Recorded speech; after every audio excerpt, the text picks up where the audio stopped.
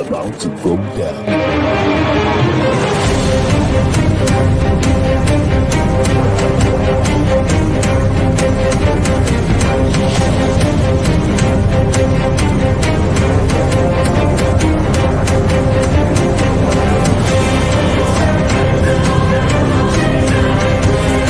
It's lovely pass, and there he turns cleverly. Can he find a finish? Oh, he can! Skilled by Joshua, and a return right hand. Good counter right. Bullen is hurt. Second right hand. That clipped him as well. Now he goes in for the kill. Well, Ricciardo is inching into the lead, and Ricciardo will win the Italian Grand Prix! Eguaveon running the floor. Still leading the way with Canada in there too with the Netherlands.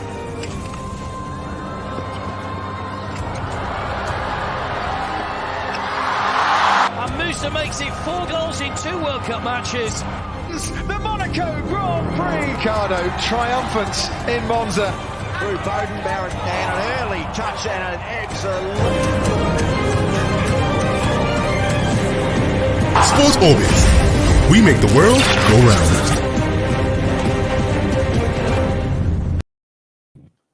Hello, viewers, and welcome to this episode of Sports Orbit, reaching you from the Leadership Podcast Studio. My name is Abba, your host, and as usual, Salifu Ismail is here with me. Salifu, welcome to Sports Orbit. Yeah, thank you. It's my pleasure. Always a delight to be here. Yeah. All right, on today's episode of Sports Orbit, as usual, we have a bumper package for you. Of course, we got news coming out from the NFF as it concerns the appointment of Austin Eguaveon and people who will be also working with him for the time being. Also, we have the statement coming from Amuneke concerning the man who was supposed to take over the Super Eagles, Kaisero, but because Amuneke saying we'll find out in this episode. Also, in this episode, the half team of the year for the AFCON has also been announced. The list has also been released, and a lot of Nigerians are not being satisfied. Of course, even some Africans in other parts of the country have some small issues with that list. We'll get to talk about all of that, but first we'll begin with the news coming on from the NFF, where report reaching us suggests that the NFF has formally announced that Austin Eguaveon will be in charge of the Eagles as technical advisor, while Emmanuel Amuneke, former Nigeria international, will take charge as the chief coach. And of course, Salifu Yusuf will also be one of the assistants. Joseph Yobo will also be the third assistant, while Aloy Agu still remains as the goalkeeper's trainer. Salifu, finally, after weeks of going back and forth, the NFF has finally come out to say, for now, Austin Eguaveon remains technical advisor, still in an interim role, but has further beefed up that technical team with, of course, Emmanuel Amuneke. Yeah, though it's better late than never, though it's been as much as I particularly believe that this decision is coming. I believe that this decision also have taken about 2 weeks ago when it was out of the AFCON. So a serious football managers and a serious knowing the crucial task ahead of us. More importantly, that when we're in the AFCON, the draw for the next round of for the playoff has already been made, and we already know who our opponent is. So a serious-minded administration who know what is wanted to get. I think that decision should have taken immediately after we came back, immediately after the match against we crash out of the competition. Well, it may still be, but it's better that they are finally taking a decision. It is not true that clearly we are now have our mind set on the next game against Black South Ghana. Because all this while the decision has not been taken, we don't even know who is in charge, and the ball was not even in a stable suit to prepare for the competition. But now he now knows that yes, the honor lies on him. He now knows that if Nigeria fail to qualify, forget that everybody is stopping him up, hailing that yes, although we didn't get to where we wanted to get to at the AFCON, but based on the match you plan, based on this some excellent performance you put on the Nigeria, everybody is hailing you. The same man that is praising you now can still begin to condemn you tomorrow. So I believe that Babok should understand that very, very, very, very well. Nigerians are very, just like most of the Chelsea fans, just like Chelsea club who are impatient with their coach. Nigerians are very, very impatient. Forget that we endure when they run for 5 years. that they're enjoying the factory is not that they are all making. It's just that those who were supposed to take the decision refused to take the necessary decision. If the ordinary ones were not happy for the rest of work here. So but you know correctly know that the crucial match against Ghana is must win match. So anything short of the World Cup ticket, I don't think he will stay on that block. And I believe that is why the Nigerian Football Federation are not willing to commit themselves to make him to sign a full contract, a full contract agreement. So they still want to see. But if he qualify, that is why now that definitely now going for a full contract agreement. But the thing is, there's okay, still keep your job on the interim basis. If you perform, they will give you a full time. But if you don't perform, and that's my own understand why they are still that's why they're still described as an interim.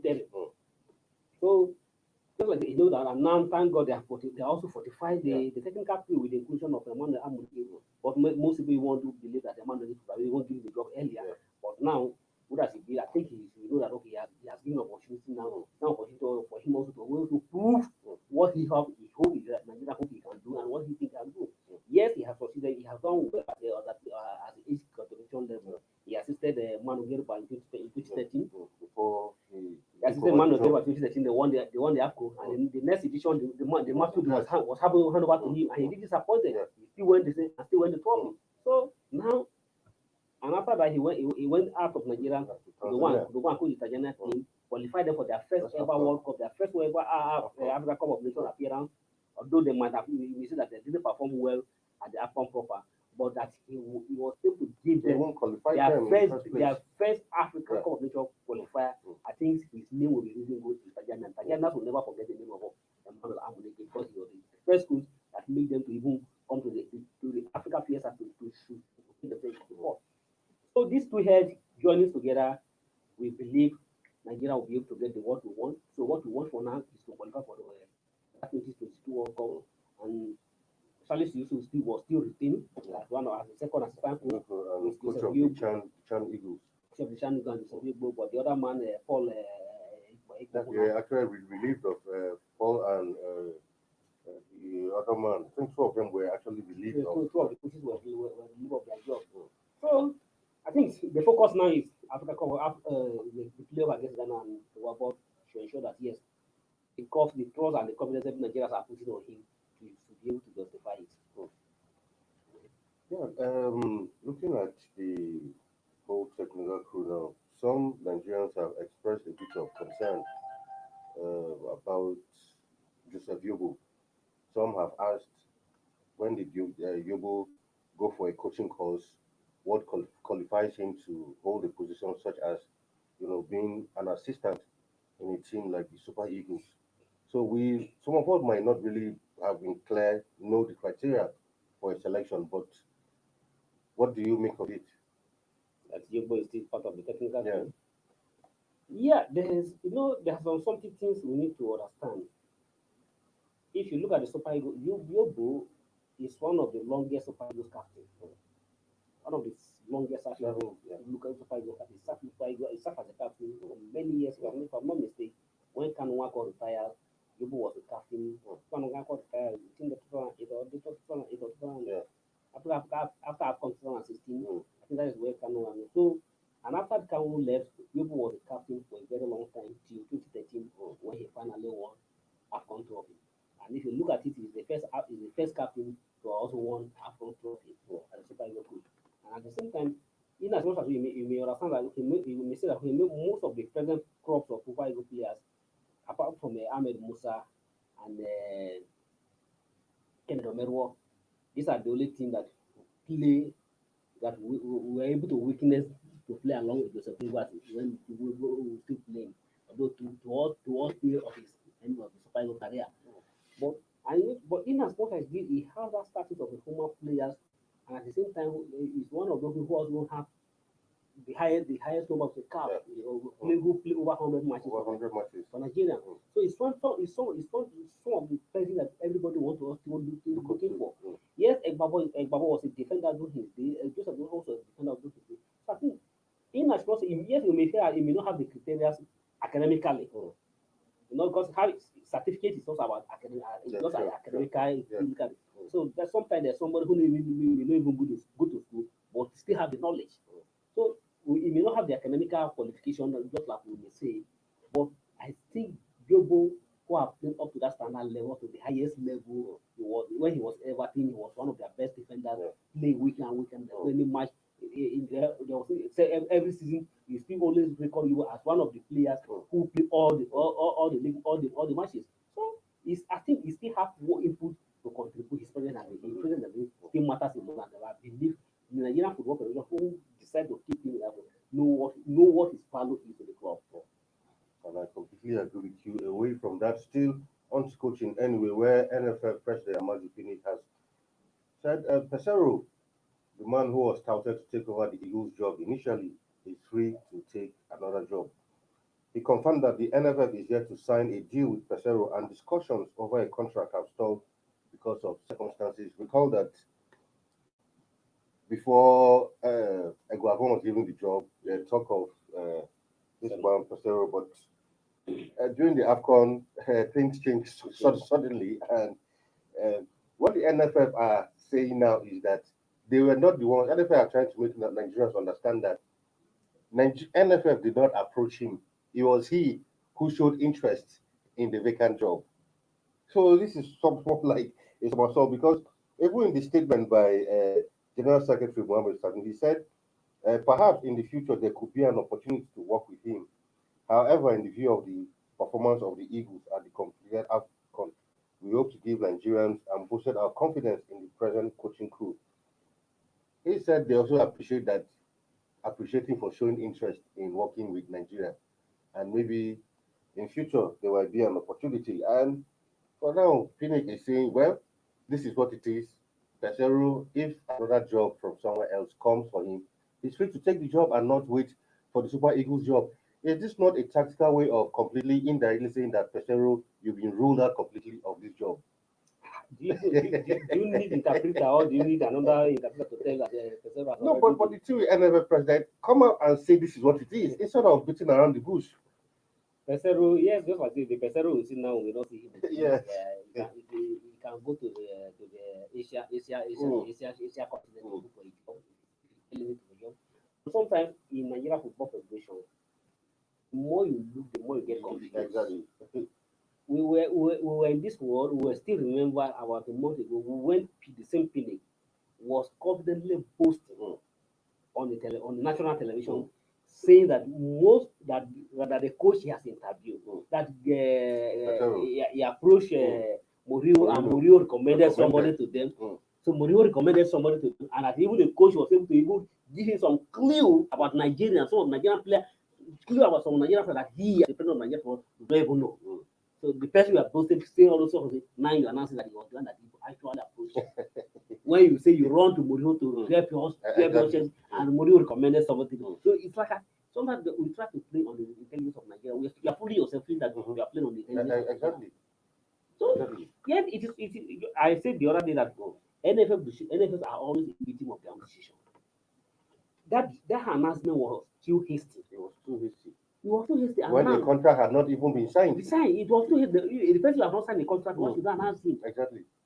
Tell Nigeria we are acquiring another new coach. For me, if sometimes we need to take a decision. If I were a person, if sue them for anything, I think he will be on the side. Of course. Because if you didn't have it, why should you go on air to mention it on announcing on social media, on give me every a media, valid on all contract. that you are signing, you have acquired him as your new coach. So within that period that you announce him, if there's another person who has my interest in it, they're okay, you're taking over Nigeria. So sometimes NFF Nigeria Football Federation should watch clearly before they come out with another decision, because they are always a victim of their decision. All right, we'll take a breather for now. We'll go on a short break, and when we come back, we still have so much in store for you. Eguaveon has given NPFL players assurances of what might become of them as he takes over as the new technical advisor. Of course, we'll also talk about the AFCON team of 2021, AFCON team of the tournament when we come back from that break. Don't go nowhere.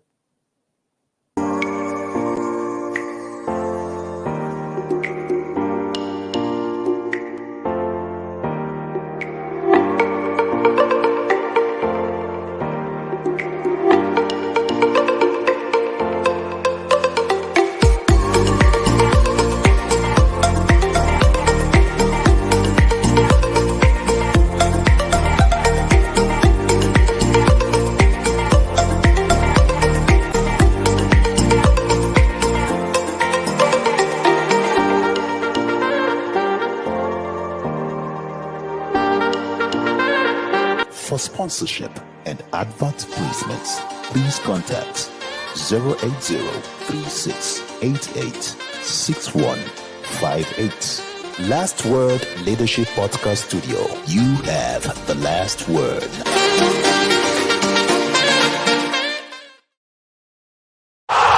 Sports Orbit. We make the world go round. Welcome back from that short break. Eguaveon has assured players of the Nigerian Professional Football League that they will have a chance to get a call-up while he's in charge. He stated this at the backdrop of while he went on a tour of a couple of games. At the last point, he was at Ilorin actually to watch an MPFL game, and they are giving the assurance that players in the MPFL will have an opportunity to get a call-up to the national team. I think this is a good development, and it's good that he's been even going around different centers to watch some MPFL games. Unlike the time of the other man, Emmanuel, who would sit somewhere in Germany or France, and when we have a match, a week to the match, pull into the country and start assembling players. Never had time to go around to look at what was going on in the league, but there's someone who has been going around to look at what's happening in the league so that at least you'll be able to identify 2-3 players to add to what you already have. Comment maybe in the sense that I wanted to say that he shouldn't give us just a fake promise or a promise that but it's good that he's backing with action. So what I mean by backing with action that see him moving from venue to venue. It will give him a very clear view of if there's a player from the local scene to take and not a player from the local scene to take. But I'm one of those who strongly believe that football is a round-letter game that will play anywhere. And those who are playing in Europe, yes, they may have the facilities that we don't have here. But I think it is the same leg that they are using to kick the ball. So I don't think anybody playing in Nigerian league that you are playing in Nigerian league does not make you inferior to those who are playing in Europe. It's the same level you need to play your game. So I still believe that Nigerian league still have a player to play in the Super Eagles. To still have a player to play in the Super Eagles. And the more important thing that if you look at our 3 AFCON victory. When we won the AFCON in 1980, it was a pure copy, 100% local player that won the match. Only one player that was playing abroad then, 100% player. And even when we won in 1994 in Tunisia, we still have a whole lot of local players who can play in that team. And at the same time, courtesy of the state communication effort, 2013, when we also won in 2013, we still have a mixture of local players. At least 30% of the local players were that team and we try out. So in order to reach when we start local players in the team, we didn't succeed. So that means, and if you look at the tradition, most of the teams that are always succeeding always have a local player. That Egypt is the most successful team. That Egypt are the most successful team in AFCON is because Egypt is always 70% or even 80% of local players whenever they come to AFCON. So we need a local player. So you have local players are more determined, more seriously determined to get results than all those who call foreign who are playing with because person who play in the local league, what the difference between those who play in the local league and those who play in abroad is just this. For instance, somebody who is playing in the local league still believe that he has not been to anywhere. He has not achieved anything. So he is determined to put all his energy and everything to succeed. But somebody is already coming from fly in and fly out, you're saying in terms of money, in terms of traveling, why he has already had it. So to him, he just put and just to the price. So we need local players. We need to also play in the Nigerian professional league to also be part of the team. We are not saying that we should be 100%. We are not saying it will be 50%, but at least 20%. At least 20% in a field. For instance, in a field of 11 players on a pitch, if you have one player from the local scene, we say enough. And nothing even stop if you have two from the local scene. It's still okay. I agree with you completely. I mean, this is the way to go because and how also both our local league it will keep the players in the local league their mindset to focus on the play. And at the same time, even the players who are playing in the local league trying to move to drop the gun to all these obscure that according to Among the opinion obscure league as he described it is because they feel that as far You as don't have, as here far you as don't I have a sleep, chance of as far as playing I'm for playing Eagles. in the super, Exactly. playing in the Iba, playing Canopilla, playing in the, I will not have chance in the Eagle to play. For instance, Rabio Ali, who has been playing for Super Canopilla for very many years, it's disappointed. He has not even been the At invited to all. Super Eagle. Not They even will for a see. friendly. Except it was during that case they invited them to go, but at least those players, when you have a friendly match, bring them, let them come and play. I remember the case of people like Yama. Mm. Yama broke into the national team while still playing at Why Eimba. still play Iba? You know, so anytime Even when Eagles- even when he was already in number Super Eagle first source player, he was still keeping at Iba. of course. So that's how it should be. When you do that, you actually encourage young players. They know that I don't have to be in Europe to break into the Eagles. No, even during the former Super Eagles, during the era of the Obina Waneri, all those, they were all playing in Iba where they're playing now. They're playing for the Super Eagles. That's a good one from Eguaveon. Like Salifu said, we hope he backs that up with action, and in the next couple of games, we hope to see a couple of NPFL stars in the team. All right, away from that, where former Black Stars legend Mohamed Polo said that it will take a miracle for Black Stars to actually beat Nigeria in the 2022 World Cup qualifying playoff scheduled for March. I mean, his reason for saying this is that looking at the Ghanaian team side by side with the Nigerian team, he said, yes, Iguseke, the Nigerian team, did not go as far as everybody thought, but in his opinion, you can't compare the quality Nigeria has and the quality of the Black Stars. So for him, if Ghana books a ticket to the World Cup, it will be a miracle, in his own opinion. Yeah, we pray his own word work against the Ghanaian. Those is sometimes the word you see. We please our prayer. The what he say, the work he work, his own word work against the Ghanaian.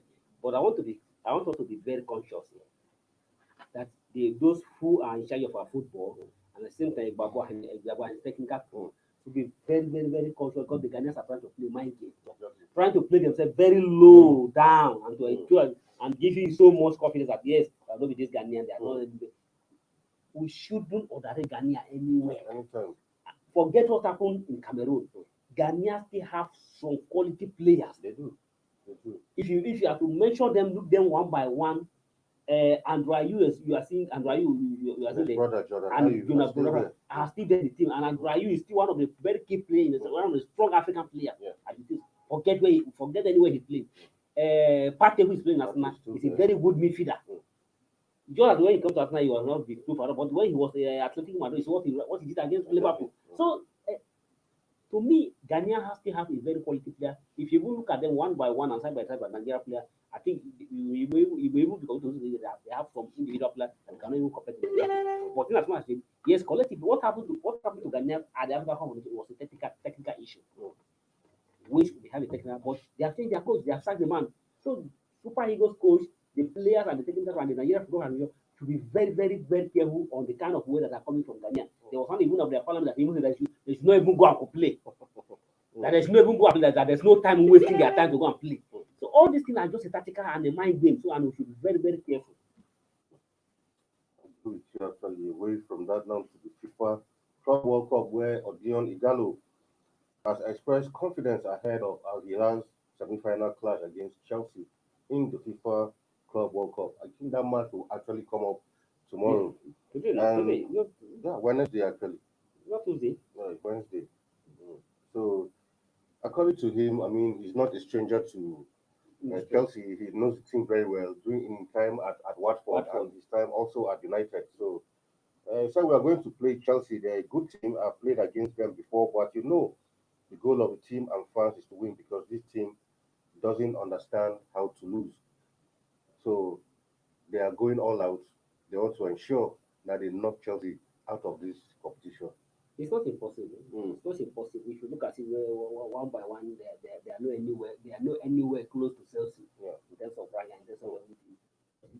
There's nothing impossible in the game of football. And just like in the Haliver, you see, Gallo is not a small player. He has the eyes in the goal, and even their form. Another English player who play another English player. They have other players who play in the English club who are in the same club, who are in the same team with Gallo. So I think Chelsea also understand this thing, and it's very sure that Gallo, there's no need to make more sure about money, but I hope that let's see how the match goes. But I still think that Chelsea has to watch out. Chelsea needs to watch out because you might look at them that after they are playing in Asia and the Saudi Arabian League, but we all know that in time past, teams from South America have come up to win the FIFA World Cup. So Yes. it's a very, very dicey competition. So we wish Igalo very well ahead of that one. And me in particular as Nigerians, I'll be happy if how you love beat Chelsea. Yeah, definitely. We are really rooting for that. Away from that, and now on to our last story before we leave, where Mane and Salah have been named in the AFCON 2021 Best 11. Other players who made the team, of course, goalkeeper is Edward Mendy, left back, Saliu Cis, midfielder, Nampalis Mendy, and Sadio Mane are all actually four of them from Senegal have made that team. Of course, Ashraf Hakimi, right back. Idris Mohamed Salah is also there. The rest of the team include Mohamed Abdel Hanem, Edmond Tapsoba of Burkina Faso, Mohamed El Neni of Egypt, Ibrahim Biati, and of course Abubakar Vincent. Okay, Yusuf Chamanga also, his inclusion has raised eyebrows after Comoros elimination.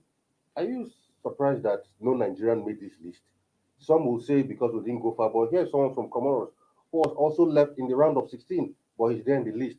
And Abe Moses Simon is not even on the substitutes. Same for Gabaski. Gabaski is not even on the substitute. So how, sometimes we keep talking about what is the criteria used in doing this selection, really. I think the CAF of whoever are not usually put this into voting. And if it is by voting and because before it is supposed to be open to the journalists over the Africa Commission to nominate and all I don't think if this one is going to be voting for everyone, I don't think it's like somebody just sit down somewhere. Exactly, just compile names. If it's from the technical input of the CAF technical officials and technical team and all the journalists, I don't think shots in this will come out. For instance, for me in particular, I have a question mark in the goalkeeping department. Exactly. Edward is a very good keeper, a keeper of world record. Yes, according to FIFA, is the best keeper at the moment. But if judging by the performance, we are talking about the AFCON performance. Yeah. Judging by the performance at the AFCON from the goalkeeping department, to me, the Egyptian keeper was the best keeper in the AFCON tournament. From my own assessment, he did well and fantastically well.